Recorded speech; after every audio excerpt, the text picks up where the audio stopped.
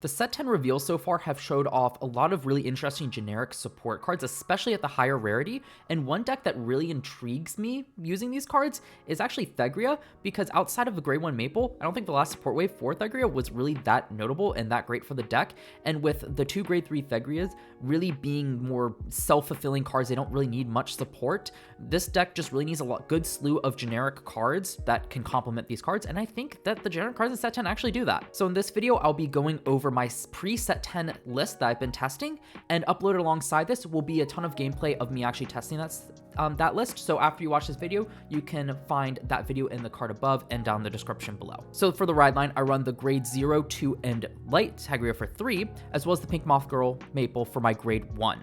So really the start can be whatever you want. I just decided to go with the Thegrea line just because.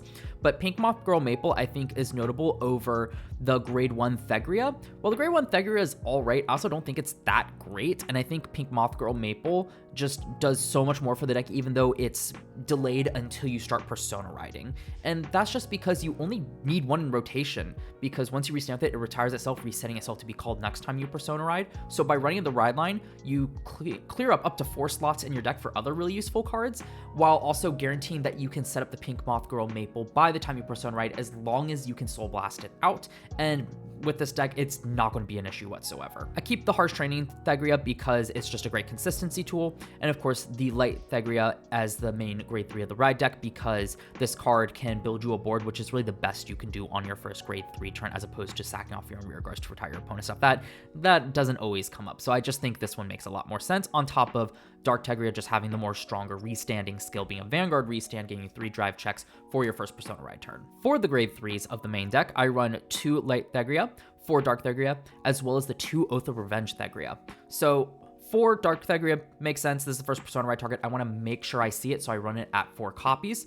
Only 2 of the Light Thegrea, because we have ways to get back Light Thegreas from Soul if we don't find them or damage them, or even we draw into them and decide to discard them for ride line. The grade 2 Maple just lets us get it back, and we have ways to guarantee that despite us Soul Blasting so much in this variant of the deck. Only 2 of the Order, and that's just because this card has no shield value. You only really need to see 1. So in terms of the benefits and downsides of this card, obviously just extra Persona ride power, drawing 2 is huge. I love to see this card, but I don't think trying to guarantee have it on the first grade 3 turn before Persona riding is worth necessarily having more cards without shield in deck. While we can discard a lot, sometimes just, especially in the early game, just drawing into all these grade 3s without shield value can really hurt. So to me, in testing, I found 2 is a good number, because the deck can still function just fine without it. So just finding 1 copy of this card usually is enough just to spike up that explosiveness of this deck, since it's so slow.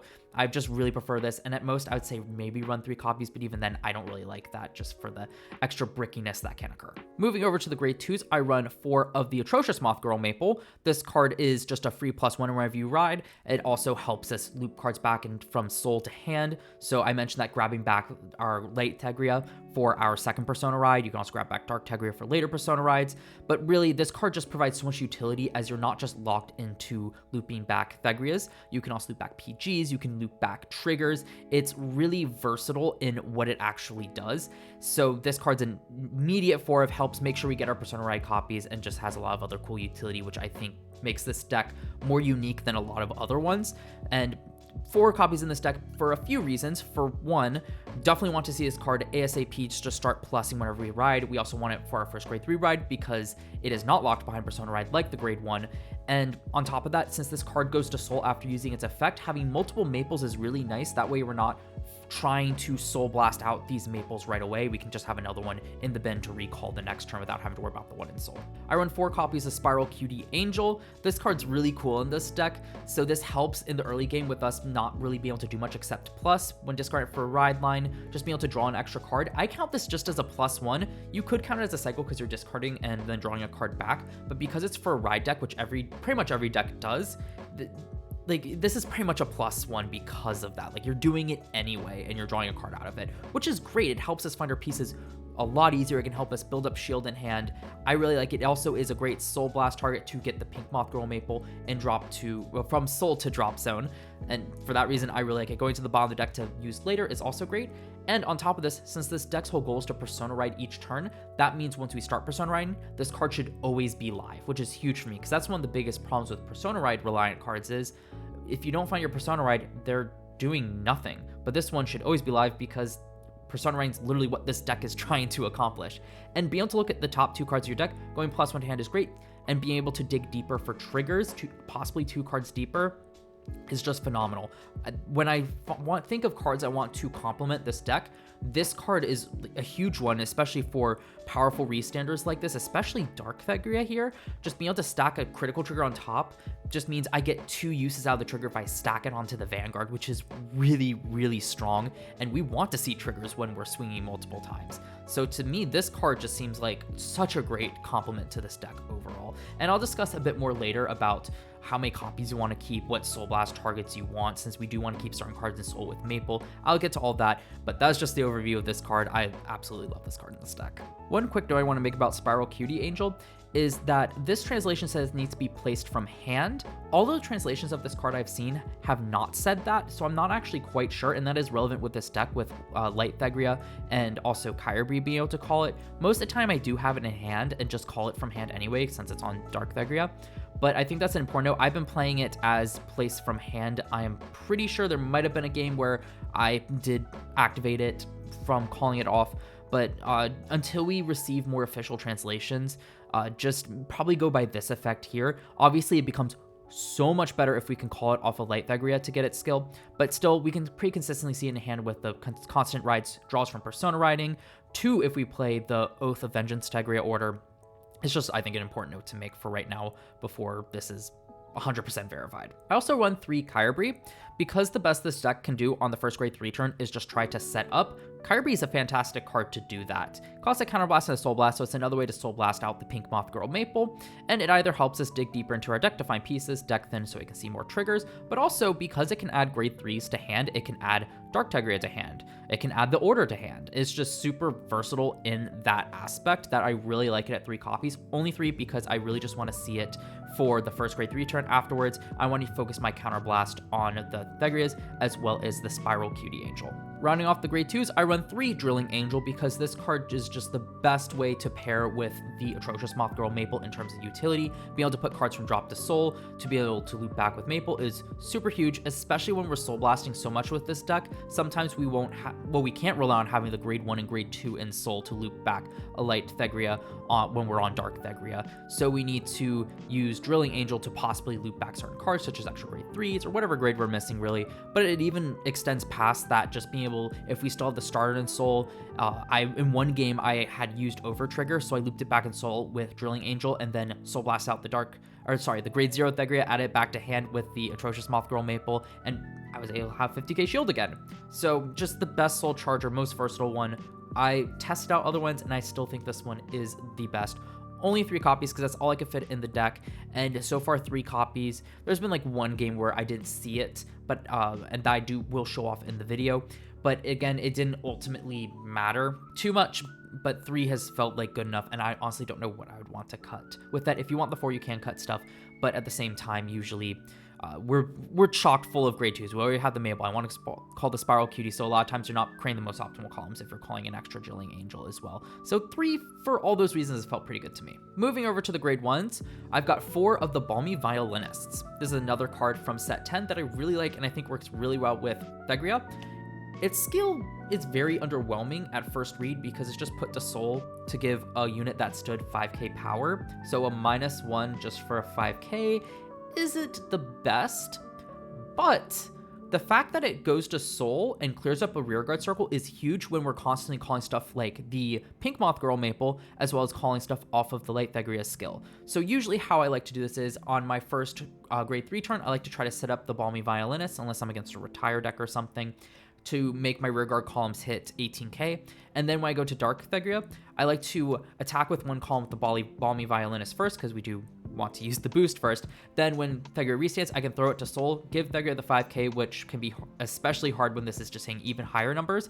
but also it gives me a grade 1 in Soul, so I still have the grade 2 in Soul. That makes grade 3 to loop back Light Thegrea. It can be a grade 1 Soul to loop back, say, a PG. That's another option, but also clears up a rearguard circle on one of the side columns for the following turn when I want to call the Pink Moth Girl Maple to that column as well, so I'm not overcalling, which I really like. So all in all, this is just highly synergistic despite it not necessarily being the strongest effect on paper, and I really like it for that reason. Rounding off the grade 1s, 3 of the Aegis Mare Dragon, it really can be any PG, as well as one of the Elementaria Sanctitude. This ratio should be pretty self-explanatory. And then finally getting onto the triggers, I've got 8 crit, 3 draw, 4 heal, and of course the 1 OT, which I'll discuss in a second. So first the crits. Crits just best helps us win the game. Since this deck is so slow, I want the explosivity of critical triggers, and it's worked out great for me.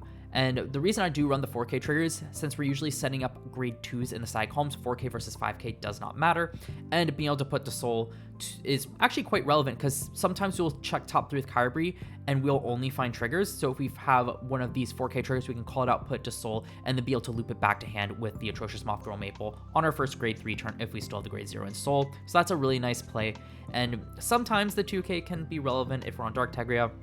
I've seldomly had it, but maybe like take place of the Balmy Violinist. It can do that as well. But I don't usually call this from hand just because why drop a 50k shield when I can just keep it? But it does have some relevancy for that reason. I usually don't try to call it off of Thegrea as well. But again, 4 versus 5, I don't think matters enough not to have the extra utility of it be able to go to Soul and such for the scenarios like with Kyrie. 3 draw triggers. This deck does get really close to deck out, but ideally for my testing, you should beat your opponent, and if you're decking out, you're losing anyway. So just the draw triggers really help in the early game where you have the least amount of cards in hand. You're plussing a lot to board, but not to hand. So draw triggers can help you kind of get out of situations where you just don't have enough shield value and get blown out of the water a bit quickly as well. So, and the 10k shield's also nice. I definitely prefer these, helps me find my piece a bit more. And also defensively, this card is just phenomenal. 4 of the regular heals, this should be pretty self-explanatory for right now. And then I run Obaria over a Martinoa. And why is that? Well, because this deck has a deck out issue, a Martinoa just gets us that much closer to deck out, and a lot of the attack patterns I actually want to make with this deck do not mesh well with a Martinoa. So I'd rather just get the 2 plus 100 million, and as I'm pushing and such, especially if my opponent's at 5 damage, this card can be devastating. And a lot of times in the late game, since I'm filtering so much, if I still have the Overtrigger in deck, I'm seeing it later in the game, and the Martinoa is more likely to deck me out as well. So main thing is just the deck out, but also I just think a Martinoa just doesn't synergize with how this deck likes to attack. So Obaria, just to me, made a lot of sense. So moving on to Mulligan, there's only 4 cards that I usually keep in my Mulligan. That is the Atrocious Moth Girl Maple, Spiral Cutie Angel, the Dark Thegrea, as well as the Order. And Order, I think, is a bit more questionable, but I still like to keep it just because I have great ways to dig through my deck to find my Dark Thegrea, including the grade 2. But everything else should be pretty self-explanatory. You want to see Maple as early as possible to start getting value off it. It can also be like an early call to try to aggress and intercept later. And Spiral Cutie, the reason I keep this card is because it turns what is normally a discard into a plus me. I'm digging deeper into my deck. So it's almost like instead of just mulliganing it back to see an extra card, I'm seeing a card in the game that is a plus. So that's the reason I keep it. I only keep up to 2 copies. 3 empties my soul, and I therefore cannot use Kyrie. So at max, I just keep 2 copies. And usually that's the most you'll see. Sometimes you can see 3, but hey, just keep it for later Persona Right turns. And then finally, soul management, I think is the big thing with this deck. So first and foremost, I want to Soul Blast the Pink Moth Girl Maple. That's pretty self-explanatory with everything I've explained. But what about grade 0 versus grade 2? I usually opt to Soul Blast the grade 2 first. That way I still have the grade 0 in case I want to use an early use of Maple to loop back a trigger. And I found that to be the easiest way to do it. And with the Balmy Violinist allowing me to loop back stuff, normally I'm not trying to loop back Thegreas until I Persona Road, and because this goes to Soul, if I need to, I can use Drilling Angel to loop back a grade 2 pretty easily as well. And if I used an early Maple, I already have a grade 2 in Soul anyway. So in terms of plays, I think that's only leaving the grade 0s only caused me an issue once, and that ultimately did not end up being an issue because I still had a Dark Thegrea, so I just wasn't restanding, but I was still able to Persona Ride and aggress.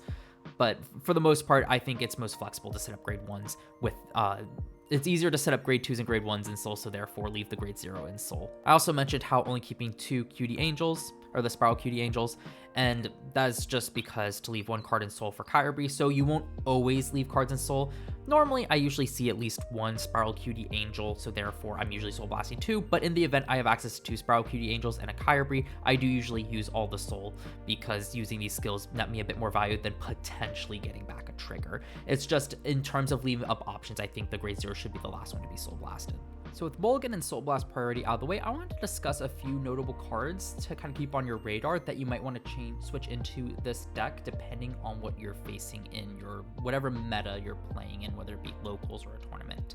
And the first one is Turnar, because it is a really easy countercharge in the deck. It is another grade 2, but I do think the grade 2 countercharger just on demand is a bit better than, say, the Enucleate Angel. Yeah, Enucleate Angel here, because this one's when placed, you have to wait till when you're Persona writing, which is fine, but going into Dark Tiger, you really don't want to lose cards on your rear guard circle.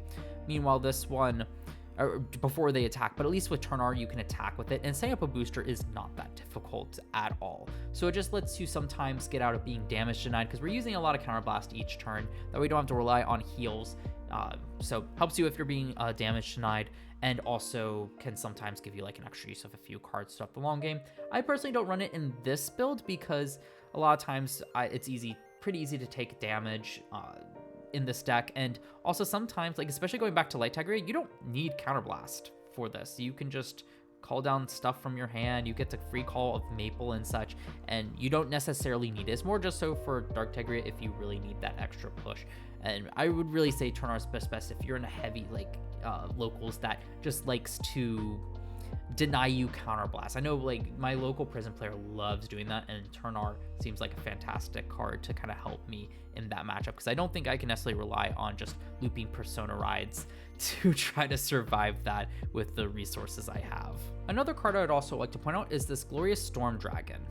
Probably the name's a bit different, going to be a bit different in English than the CFA is never usually does the direct translations and doesn't necessarily change it, but the reason I want to highlight this card is because it's another card that can only activate when you Persona Ride, but that's not an issue with this deck, and it just lets you put all the rear guards in the same column as this unit on the bottom of your opponent's deck, and it gains 5k. And this is really strong because it can bypass kind of protection effects. It bypasses all protection effects I can think of right now because it does not select, and the only other protection check I can think of is Retire Protection with the Evil Order for your Obscadates. This bypasses all of it, so this I think might actually be a really interesting card to run in the deck. I don't know what you necessarily get rid of. Probably the Kyogre might be something to get rid of. It's really useful for digging for pieces. Maybe you can cut some Kyogre, maybe you can cut like a Spiral Cutie Angel since it's a counterblast, so maybe like cut a Spiral Cutie Kyogre, maybe a Balmy Violinist. Just kind of adjust these ratios to kind of fit it in if you're up against like say an Eva player and want to get rid of their cards, or if you're ever in a matchup or you have a lot of local players where you just really feel like you need to get rid of their cards, you need to bot deck that column, and Dark Tegria's Retire skill just isn't doing enough for you. I think that's a big thing, is Tegria's skill is pretty good, but there are definitely some matchups where just the pinpoint Retire is just not good enough.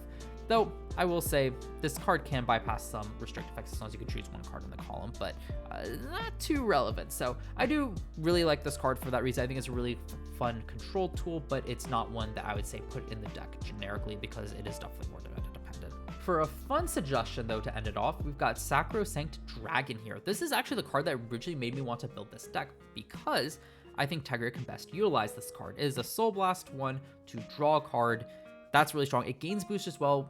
Thegrea loves to run a lot of grade 2s, so just being able to call this card down and have it gain boost is really strong. The only problem is if you draw into it, it's not doing much. It's a dead card in hand, and that's the main reason why I ultimately cut it from my list, because just being able to do top 5 every other turn and then top 3, which really I found I just wanted to do on my first turn, wasn't enough to find this card. Even though Soul Blast 1 to draw a card is really, really strong, I just found it kind of lacked compared to all the other pieces. But hey, if you want a more fun kind of casual build and want to mess around with this card, I think this one's a really fun one to possibly throw in the list and just kind of play some casual games with. So as I mentioned at the beginning of this video, alongside this video, I'll be uploading some gameplay. You can check it out up in the card here, down in the description below, or on my channel.